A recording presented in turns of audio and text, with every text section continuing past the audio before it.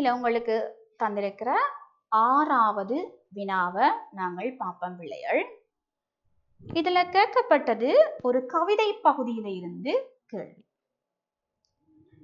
குழந்தை என எனது மனம் குதூகலிக்கும் என்ற கவிதையில் கையாளப்பட்ட அணிகள் அவன் பகுதி மொழிநடை சிறப்புகள். 2 விஷயம் கேட்கப்பட்டிருக்குது.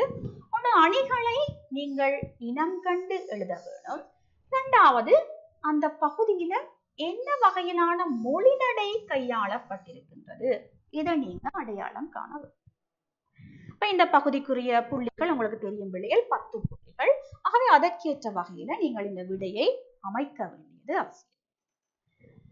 அப்ப இதுல உங்களுக்கு இந்த குழந்தை என எனது மனம் குதூகலிக்கும் இந்த கவிதை நீங்க எங்க படிச்சிருக்கிறீங்கன்னு சொன்னா இந்த அகலங்கனுடைய கவிதையில நீங்கள் பார்த்திருக்கிறீங்க. இந்த அகலங்கன் ஈழத்தை சேர்ந்த ஒரு கவிஞர் தான். ஒரு வவுனியாவில இருந்த ஒரு கவிஞராக பார்க்கப்பட்டிருக்கிறார்.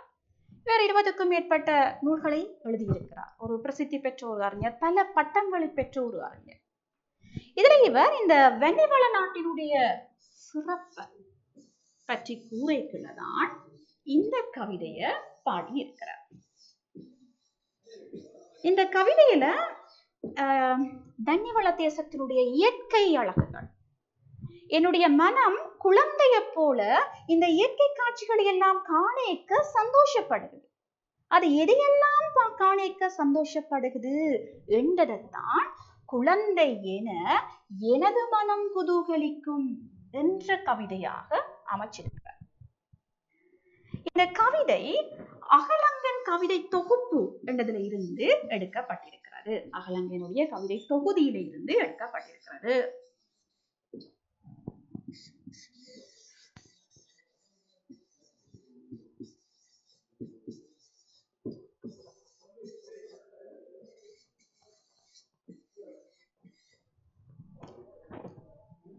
அப்ப நாங்கள் அகலங்கனை பற்றி ஒரு சுருக்க அறிமுகத்தை கொடுத்து அந்த கவிதையினுடைய நோக்கம் என்ன என்பதையும் சுட்டி, அதாவது இயற்கை அழகால அவருடைய மனம் எவ்வாறு சந்தோஷப்படுகிறது, அந்த சந்தோஷப்படுகிற இடங்கள் என்ன என்ன என்பதைத்தான் இங்கே அவர் பதிவு செய்து கொண்டு போறார்.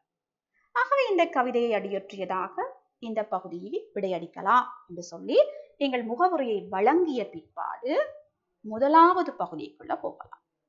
முதலாவது வினா உங்களுக்கு கேட்கப்பட்டது என்ன? கையாளப்பட்ட அணிகள் எவை? நாங்கள் பார்ப்போம். அணிகள் என்று சொல்லிக்க இந்த பகுதிக்கு வந்த பிள்ளைகள் உவமைகள் கையாளப்பட்டிருக்கிற, உருவகம் கையாளப்பட்டிருக்கிறது. அப்ப அணிகள்ல நாங்கள் முதலாவதா எதை சொல்லலாம்? சாமரத்தின் ஒப்பாய் சிறகடித்து கூடி சதிராடும் மயில்கள் என்பது உவமை அணியாக கையாளப்பட்டிருக்கு. உங்களுக்கு தெரியும் பிள்ளைகள், நீங்கள் உவமை அணி என்று சொல்லி பார்த்தீங்கன்னா அதுல 4 பகுதிகளை இனம் காணலாம். ஒன்று என்னென்றால் உவமானம், 2வது என்னென்றால் உவமேயம்,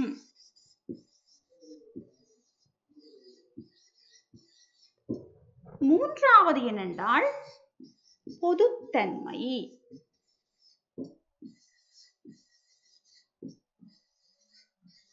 4வது என்னென்றால் உவமை உருவு.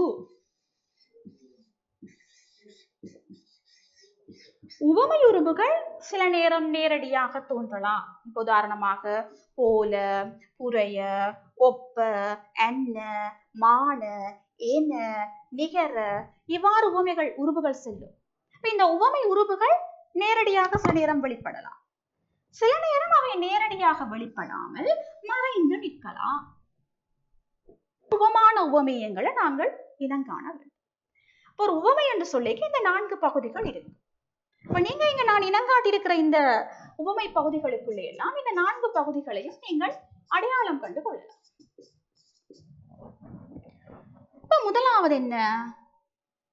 சாரத்தின் ஒப்பாக சிறகடித்து கூடி சதிராடும் மயில்கள். சதிரண்டா என்ன? நடனம்.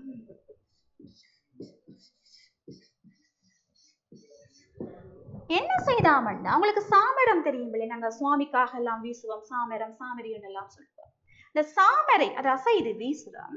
அத போல இந்த மயில்கள் என்ன செய்யணுமாம் என்று சொன்னால் தங்களுடைய அந்த இறகுகளை, அது சிறகு இறகுன்னு சொல்லி போடுவோம், அந்த இறகுகளை கூடி அடிச்சு நடனமாடுகின்றன. இப்ப எங்கள் ஆசிரியர் சொல்ல வர மயில்களினுடைய நடனங்கள். ஆக இந்த பகுதியில உவமேயமாக வரக்கூடியது மயில்கள். மூணாமேயம் என்று சொல்லி நான் போறேன் சுருக்கமாக. உவமானம் எதென்று சொல்லி சொன்னால் சாமரம். ரெண்டுக்கும் இடைப்பட்ட பொதுத்தன்மை என்று சொல்லி சொன்னால் என்ன? அசைதல் வீசுதல் என்ற அடிப்படையில சிறக வீசி ஆடுறது அசைச்சு ஆடுறது என்ற அடிப்படையில யோசிக்கலாம். இப்ப சாமரத்தோட ஒப்பிடக்கூடிய வகையில மயிலினங்கள் எல்லாம் தங்களுடைய சிறகுகளை அசைத்து என்ன செய்யணும்? நடனம் ஆடலாம். இப்ப சாமரைய போல நடனமாடப்படுகிறது. இந்த இடத்துல வந்திருக்கிறானே உவமை. ஆகவே முதலாவது உவமையை நீங்கள் இணைந்து இந்த பகுதிகளோடு தொடர்பு படுத்தி ஆராய்ச்சி எழுதலாம். இரண்டாவது உவமை கையாளப்பட்ட இடமாக நாங்கள் பார்க்கக்கூடியது பிள்ளைகள், தேனருவி என வழியும் ஏருளவன் வியர்வை. உழவனுடைய உடல்ல இருந்து வருகின்ற அந்த வியர்வைய எப்படி சொல்றார் என்று சொன்னால் ஒரு அருவி போல பாயுது. அப்ப இந்த இடத்துல வாழ்கின்ற விவசாயிகள் கடின உழைப்பாளிகள், அதுதான் அவர் இங்க சொல்ல வார. கடின உழைப்பாளிகளாக இருக்கிறதாலே அவ்வளவு வியர்வை சிந்துகிறார்கள். அந்த வியர்வை அருவி போல பாயுது. அதுவும் என்ன அருவி? தேனருவி என்று சொல்லி சொல்கிறார். உழவர்களை உயர்த்தி காட்டுகிறார். ஏர் உழவன் என்று சொல்ல, என்னால் அவர்கள் விவசாயத்தோடு சம்பந்தப்படுகிறார். ஏர் அவர்கள் பயன்படுத்துகிற ஒரு பிரதான கருவி. அதனாலே ஏர் உழவன் என்று சொல்லப்படுகிற பெயரை விவசாயிக்கு கொடுக்கிறார். அப்ப இந்த இடத்துல உபமேயமாக வரக்கூடியது என்னன்னா பிள்ளைகள் உழவன். உழவனை பற்றி சொல்ல வாரதான் அவருடைய நோக்கம். இது உழவன் என்பதுதான் உபமேயமாக அமைகின்றது. இந்த தேனருவி என்பது உவமானமாக எடுக்கக்கூடியது. தன்மை என்றால் என்ன? மிகுதி அல்லது பாய்தல். இந்த அடிப்படையில நாங்கள் பார்க்கலாம். ஏன இந்த இடத்துக்குரிய உவமை உருவாக நாங்கள் நோக்கலாம். ஆகவே தேன் அருவி என வழியும் ஏர் உழவன் வியர்வை. ஆகவே அந்த உழவனுடைய வியர்வையை நாங்கள் இங்கு உவமேயமாக எடுத்தோம் என்று சொன்னால் உவமானமாக தேனருவியை எடுத்துக்கொள்கின்றோம். தன்மை அந்த பெருக்கம் அதை நாங்கள் பார்க்கலாம். அருவியும் பாயும். இங்கு உழவனுடைய உடல்ல இருந்து வியர்வை கடுமையான உழைப்பினாலே பாய்கின்றது. உவமை உருவாக என என்பது அமைகிறது. ஆகவே இது இரண்டாவதாக இங்கு கையாளப்பட்ட உவமை அணியாக நாங்கள் எடுத்துக்கொள்ளத்தக்கது. மூன்றாவது பாப்பம் பிள்ளைகள், குன்று எனவே நிமிர்ந்து ஓங்கி குதூகலிக்கும் தோள்கள். கடின உழைப்பாளருடைய தோல் எப்படி இருக்கும்னு சொன்னால் அது திரண்டு போயிருக்கும். தோலுக்கு உவமை காட்டுகின்ற பல இடங்கள், அது சங்க இலக்கியமாக இருக்கலாம், இற்றை வரைக்குமாக இருக்கலாம், குன்றை ஒப்பிடுவார்கள். ஒரு மலை திரண்டிருப்பதை போல தோள்கள் உயர்ந்திருக்கிறான்னு சொல்லி சொல்வார்கள். இங்கேயும் அந்த கடின உழைப்பாளிகளுடைய தோள்கள் எப்படி இருக்குதென்றால் அது குன்றை போல உயர்ந்து நிமிர்ந்து நிற்கின்றது. குதூகலிக்கும் தோள்கள். என்ன அந்த தொழிலை அவன் சந்தோஷமாக தொழில் செய்கின்றான், விரும்பி ஏற்று செய்கின்றான், மகிழ்ச்சியாக செய்கின்றான். தோல் திரண்டிருப்பது அவனுக்கு ஒரு பெருமையை கொடுக்கின்றது. கடின உழைப்பாளி என்கின்ற ஒரு பெருமையை கொடுக்கின்றது. அதனால் அவன் பெருமிதப்படுகின்றான். ஆகவே இந்த குன்றனவே நிமிர்ந்தோங்கி குதூகலிக்கும் தோள்கள் என்பதில உவமேயமாக அமைவது தோள்கள். உவமானமாக எடுக்கக்கூடியதுதான் இந்த குன்று. பொதுத்தன்மை என்னென்று சொல்லி பார்த்தோம் என்று சொன்னால் அது உயர்ந்திருத்தல் என்ற அடிப்படையில பார்க்க. இதுல உவமை உருவு வெளிப்படவில்லை. ஆகவே மூன்றாவது அணியாக உவமை அணியாக இருக்கிறோம். குன்று எனவே நிமிர்ந்து ஓங்கி குதூகலிக்கும் தோள்கள். அடுத்தது நான்காவது விஷயம், முத்து உதிர நகை செய்யும். நாங்கள் நகை என்றா பிள்ளைகள் சிரிப்பெடுக்கலாம். குழந்தைகளுடைய சிரிப்பு, அப்ப மழலை சிரிப்பு. இந்த முத்து என்பதை நாங்கள் முத்து போல முத்து உதிரான்னு சொல்லி பார்க்கலாம். முத்துக்கள் உதிர்கின்ற வகையில அந்த சிரிப்பை மழலை சிரிப்பை எடுத்து பார்ப்போம். ஆகவே இங்க சிரிப்பை எடுத்து சொல்வதற்காக அவர் போனார் முத்து உதிர்கின்றார். உவமேயமாக பார்க்கக்கூடிய பகுதி நகை, அந்த மழலை, அந்த சிரிப்பு. அதுக்கு எடுத்துக்கொள்ளப்பட்ட உவமானம் எதென்று சொல்லி சொன்னால் முத்து. முத்து நகை செய்கிறார்கள், சிரிப்பு செய்கிறார்கள். இது இந்த பகுதிக்கு எடுத்துக்கொள்ளப்பட்ட அடுத்த உவமை அணியாக பார்க்கக்கூடியது. அடுத்தது பார்த்தோம் என்று சொன்னால் முழு நிலவு விழிகள், கண்களை எடுத்துக்கொள்கிறார். கண்கள்ல இருக்கிற அந்த பிரகாசம், அந்த கவர்ச்சி ஏதோடு ஒப்பிடப்பட்டிருக்கு சொன்னால் முழு நிலவு. நிலவை பார்க்க அது எப்படி பிரகாசமாக அழகாக கவர்ச்சியாக தெரியுதோ அதை போல கண்கள் இருக்கின்ற நிலை, விழிகள், கண்கள்.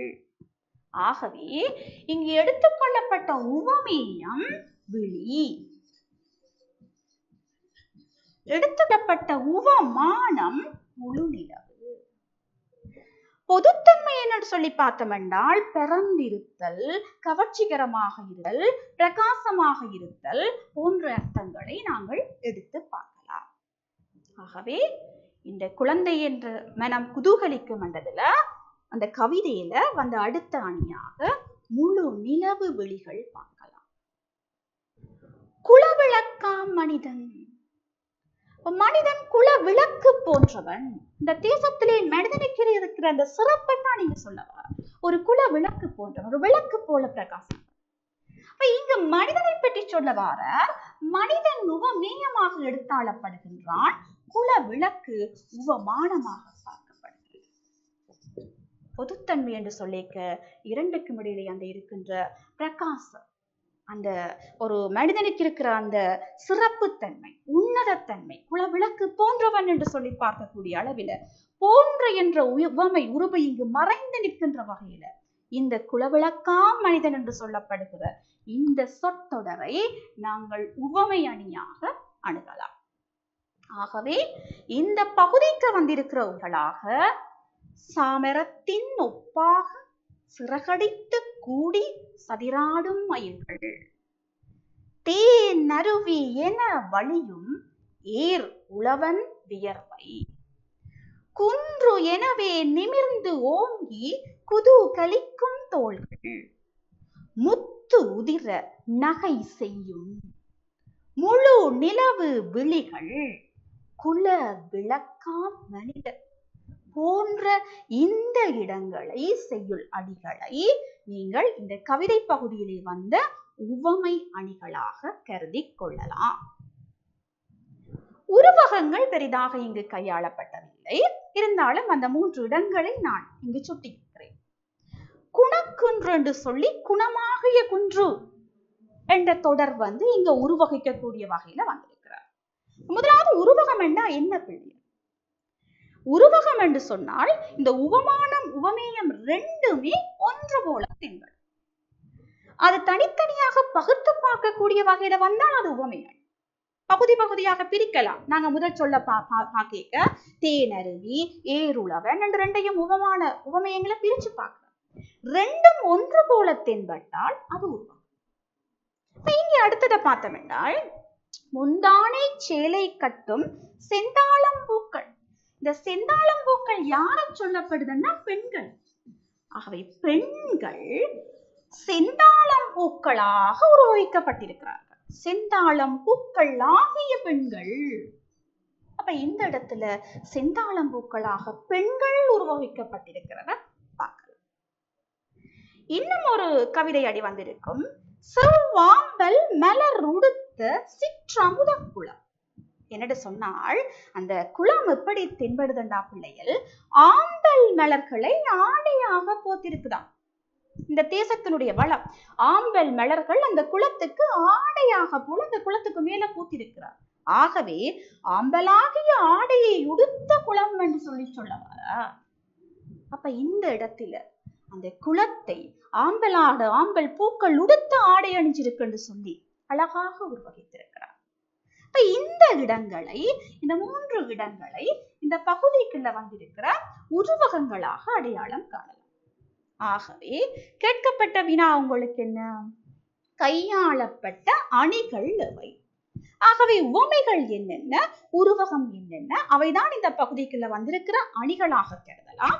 அவற்றை அடையாளப்படுத்தி விடை எழுதுவது இந்த விடையாக அமைய வேண்டும். நீங்கள் இவ்வாறு இனம் கண்டு இவற்றை பந்தி அமைப்பிலே கவிதை அடிகளை ஆதாரம் காட்டி எழுதினீங்கன்னு சொன்னா இந்த பகுதிக்குரிய விடை சிறப்பாக அமையும். இந்த கவிதை பகுதிக்குள்ள மொழிநடை எவ்வாறு எடுத்தாளப்பட்டிருக்கிறது, அதுதான் ஆவண்ணா பகுதியாக கேட்கப்பட்ட வினா.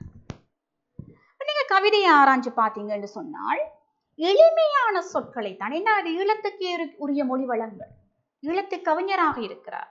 ஆகவே சொற்கள் எளிமையாக பிரயோகப்படுத்தப்பட்டிருக்கின்றன. எளிய சொற்களிலே இந்த கவிதையை வடித்திருக்கின்றார். உதாரணமாக நான் உங்களுக்கு ஒரு பாடலடியை போட்டிருக்கிறேன். தென்றலிலே அசைந்தாடும் செந்நெல் வயற்கதிர்கள். வயல்ல இருக்கிற அந்த செந்நெற்கள் காற்று வீசிக்கு அப்படி அசைந்து ஆடுகின்றது. இயல்பான மொழி வழக்கில எளிமையான வகையில அந்த கவிதையை நகர்த்தி இருக்கிற போக்க நாங்கள் இங்க காணலாம். மற்றது பாத்தீங்கன்னு சொன்னால் இந்த கவிதையை முழுமையாக நாங்கள் ஆராய்ச்சி பார்க்க 6 பந்திகளையும் பார்க்க நல்ல ஒரு சந்தம் இருக்கு பிள்ளையர். ஓசை மிகுந்த ஒரு கவிதை, எதுகை மூனைகள் எல்லாம் அழகாக கையாளப்பட்டிருக்கிற ஒரு கவிதை பகுதி.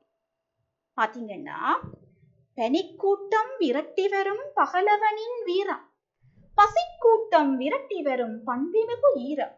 இந்த கூட்டம், பனிக்கூட்டம், பசிக்கூட்டம், வீரம், ஈரம், இவை எல்லாவற்றிலுமே ஒரு ஓசை ஒழுங்கு பேணப்படுகிறது. நல்ல சந்தம் இருக்கின்றது. கவிதை என்றாலே சந்தங்கள் இருக்கின்ற போதுதான் அது அழகாக தென்படும். ஆகவே இங்கு ஆசிரியர் இந்த கவிதையையும் ஓசை மிகுந்த சிறந்த கவிதையாக அமைத்திருப்பதை பார்க்கலாம். மற்றது நல்ல கற்பனை ஆற்றல், இந்த இயற்கையிலே தான் கண்ட விஷயங்கள் எங்கெல்லாம் அவருடைய மனம் பறிகொடுக்கப்பட்டதோ அந்த இடங்களை கற்பனையோட பொருத்தி அழகாக சொல்லியிருப்பார். இந்த குளத்தை வர்ணிக்க சொல்லியிருப்பார். செவ்வாம்பல் மலர் உடுத்த சிற்றமுத குளம். இந்த குளம் எப்படி இருக்குண்டா, ஆம்பல் மலர அப்படி ஆடையா போட்டிருக்கு. குளத்துல ஆம்பல் இருப்பது அழகாக இருக்கும். இந்த குளத்துக்கு ஆடை எதென்று சொன்னால் அது ஆம்பல். அழகிய கற்பனையை கொண்டு வந்து புகுத்தி இருக்கிறார். அப்ப சிறந்த கற்பனை ஆற்றலுக்கு சான்றாக இந்த கவிதையை நாங்கள் பார்க்கலாம். இசை பாடல் போன்ற அமைப்பு, இந்த கவிதையை நாங்கள் வாய்ச்சி கொண்டு போக இந்த ஓசை அமைப்புகள் கூட இருக்கிறதால அது ஒரு இசை பாடல் போல கருதத்தக்க வகையில அழகாக அந்த கவிதை அடிகள் நகர்த்தப்பட்டுச்சு. பாத்தீங்கன்னா ஒரு இயற்கையை முன்னிறுத்தி பாடப்பட்ட ஒரு கவிதையாக இருக்குது. பொருத்தமான இயற்கை வர்ணனைகள், ஒத்துப்போகின்ற அளவிலான அந்த ஒப்பீட்டு போக்குகள் அதை இந்த இடத்துல காணலாம். இந்த வானத்துல இருக்கிற முகில் எப்படி இருக்குது அது அவர் வர்ணிக்க சொல்லுவார். பஞ்சனவே திரண்ட முகில். நாங்க வளமையா முகிலை பார்த்தோம்னா அதை பஞ்சு போலதான் இருக்கும். இவர் அதை சொல்லுகிறார் அழகாக. முகில் எப்படி தெரிகிறாமண்டா பஞ்சு போல தென்படுகிறது. அந்த சூரியனுடைய ஒளி அந்த பஞ்சு போன்ற முகில்ல வந்து படுவதால அது எப்படி செய்யுதுண்டா வானத்திலே ஒரு ஜாலம் என்றா என்ன மாய வித்தைய காட்டுறது போல இருக்குது. இப்ப வானத்தில பஞ்சு போல தென்படுகிற அந்த முகில் ஒரு மாய வித்தையை காட்டுவதை போல சூரிய ஒளி படைக்க அது தெரிகின்ற அந்த கோலம் அழகாக இருக்கு. நல்ல வர்ணனைகளை காத்திரமாக கையாண்டு போற ஒரு போக்கு. இங்கு தென்படுகின்றது. அணிகள் ஏற்கனவே நான் குறிப்பிட்டு விட்டேன். உவமை அணிகள், உருவகங்கள் கையாளப்பட்டிருக்கின்றன. அப்ப அதுல இருந்து நீங்கள் ஏதாவது ஒரு உதாரணத்தை அணிகள் கையாளப்பட்டமைக்காக நீங்கள் இங்கு காட்டி செல்லலாம். இது எங்களுடைய ஈழத்தை மையப்படுத்தி பாடப்பட்ட ஒரு கவிதையாக இருக்கிறதால தூய தமிழ், பிற மொழி கலப்புகளுக்கு அதிக இடம் கொடுக்காத வகையில தூய தமிழ் சொற்களுடைய பயன்பாட்டை இந்த கவிதை பகுதியில நீங்கள் பெறலாம். ஆகவே இந்த மொழிநடை சிறப்புகளாக நீங்கள் நோக்கக்கூடிய விஷயங்கள் இவையாக அமைகின்றன. அப்ப இந்த குழந்தையென எனது மனம் குதூகலிக்கும் என்ற கவிதையில அணிகளுடைய பயன்பாடு எவ்வாறு இருக்கின்றது, மொழிநடை என்ன வகையில பிரயோகிக்கப்பட்டிருக்கின்றது என்ற 2 விஷயங்களையும் இனம் கண்டு இந்த விடயங்களை அழகாக இந்த பகுதியில் எடுத்து காட்டினீங்க என்று சொன்னால் இந்த பகுதி பூரணமான ஒரு விடையாக அமையும். ஆகவே இவ்வாறு இந்த விடை பகுதியை நீங்கள் அமைத்துக் கொள்ளலாம். இந்த பகுதியினுடைய கடைசி வினாவாக தரப்பட்டது ஆடி குடத்தடையும் எனும் காளமேக புலவரின் சிலேடை கவியில் ஆனா பகுதி பாம்பு, ஆவண்ணா பகுதி எள், பொருள் கொள்ளப்பட்டவற்றை எழுதுக. இல்ல முதலாவது நாங்க பார்த்தோம்னு சொன்னால் காளமேக புலவர் யார்? இந்த காளமேக புலவர் பிள்ளைகள் நாயக்கர் கால பகுதியில வாழ்ந்த ஒரு புலவர். கிட்டத்தட்ட அவர் வாழ்ந்த நூற்றாண்டு 15ஆம் நூற்றாண்டாக கருதத்தக்கது. காளமேகம் ஒரு மலையை கொண்ட மேகத்தை போல கவிபாடக்கூடிய ஆற்றல் மிகுந்தவர். இவர் பார்த்தோம்னா வரதர் என்ற இயற்பெயரை கொண்ட ஒரு புலவர் தான் இந்த காளமேக புலவர். இவர் வசைபாட காளமேகம் என்று சொல்லி புகழப்பட்ட ஒருவர். வசை கவிக்கு நாங்கள் காளமேகத்தை உதாரணம் காட்டுவோம். அதே மாதிரி சிலேடை கவிகள் பாடுவதிலேயுமே வல்ல ஒரு கவிஞராக இருந்தவர். நாயக்கர் கால பகுதியிலே அதிகம் பேசப்பட்ட ஒரு கவிஞர். இவருடைய கவிகளுக்குள்ளே தத்துவம் நிறைந்திருப்பதாக பார்க்கலாம். அப்படிப்பட்ட ஒரு ஆளுமை மிகுந்த புலவருடைய பாடல் உங்களுக்கு ஆடி குடத்தடையும் என்று ஒரு தனிப்பாடல் தரப்பட்டது. அந்த பாடல்ல சிலேடை அணி கையாளப்பட்டது. அது என்ன சிலேடை என்று சொன்னால் பிள்ளைகள் 2 பொருள்பட பாடுவதுதான் சிலேடை. ஈற்று பொருள்பட பாடுதல்.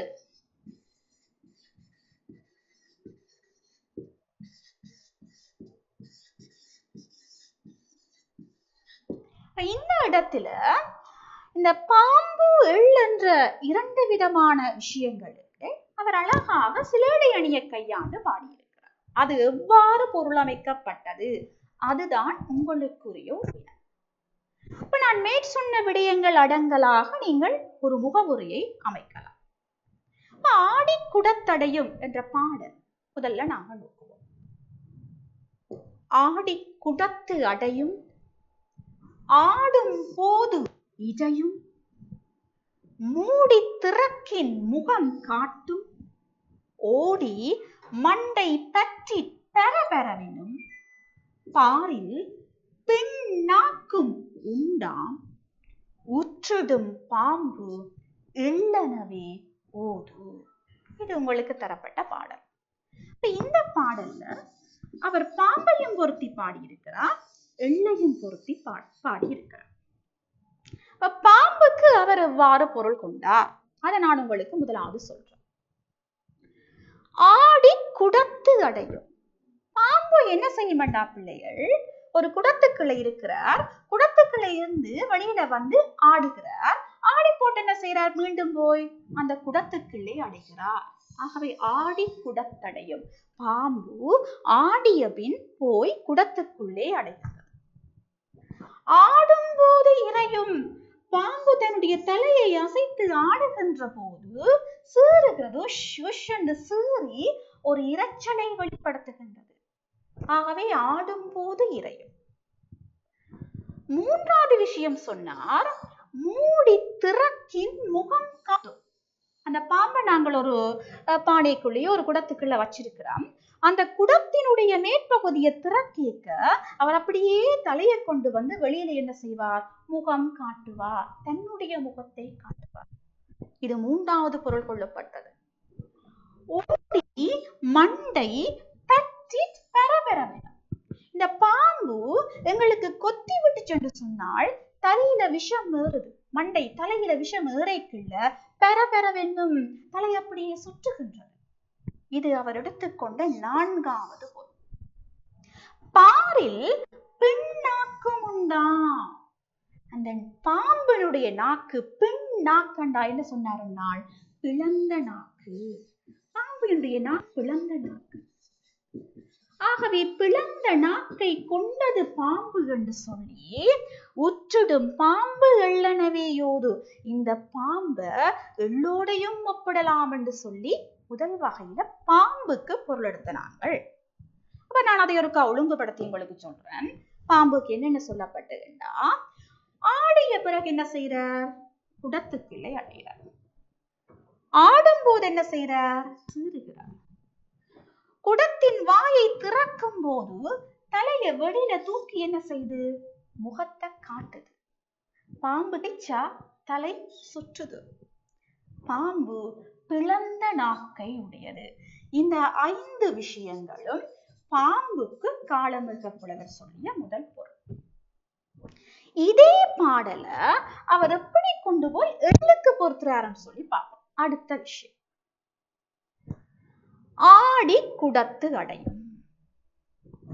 எள்ளு சக்கில போட்டு ஆட்டப்படுறது.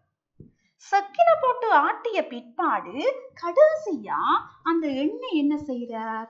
அந்த குடத்துக்குள்ள போய் அடைஞ்சு விடுறார். அப்ப சக்கை ஆட்டிய பாட வருகிற எண்ணெய் குடத்திலே அடையும். ஆடும் போது இறையும். சக்கை ஆட்டுகின்ற போது ஒரு வகையான இரைச்சல், அதுல எண்ணெய் வந்து உற்பத்தியாகின்ற போது ஒரு இரைச்சல் உண்டு அங்கே ஏற்படும். இரண்டாவது விஷயம் சொன்னார், மூடி திறக்கின் முகம் காட்டும். அந்த வடிஞ்ச அந்த எண்ணெய, தெளிஞ்சிருக்கிற அந்த எண்ணெய நாங்கள் போய் பார்த்தோம் என்று சொன்னால் தெளிவான எண்ணெயில முகம் பிரதிபலிக்கும். நாங்க பார்க்க எங்களுடைய முகம் பிரதிபலிக்கும். இப்ப முகத்தை காட்டும். ஓடி மண்டை பற்றி பரபரவினம். இந்த எண்ணெய நாங்கள் எங்களுடைய தையில வச்சோம் என்று சொல்லி சொன்னால் அந்த குளிர்ச்சியால எங்களுடைய தலையிலே ஒரு வகையான ஒரு புத்துணர்வு ஏற்படும். பரபர என்னும் ஒரு புத்துணர்வு ஏற்படுகிறது. பாரில் பின்னாக்கும் உண்டாம். கடைசியாக 5வதாக சொல்லி முடிச்சார். இந்த எள்ளு இறுதியாக கழிவாக விரைக்க நாங்க ஒரு பேர் கொடுக்கிறோம், பின்னாக்கு. புண்ணாக்கு என்று பேச்சு வழக்கில் சொல்லுவோம், பின்னாக்கு.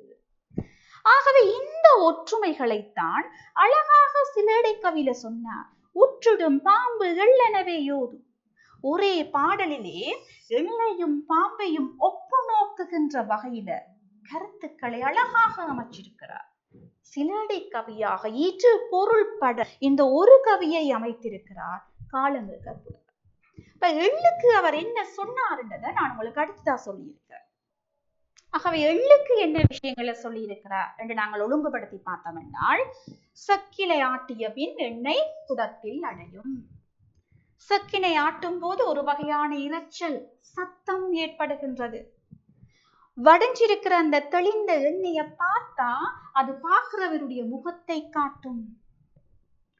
பிறகு எண்ணெயை நாங்க தலையில வைக்க ஒரு வகையிலான ஒரு குளிர்ச்சி, புத்துணர்ச்சி எங்களுக்கு தலைக்கு ஏற்படுகின்றது. எள்ளினுடைய கழிவுக்கு ஒரு பேர் சொல்றோம், பின்னாக்கு.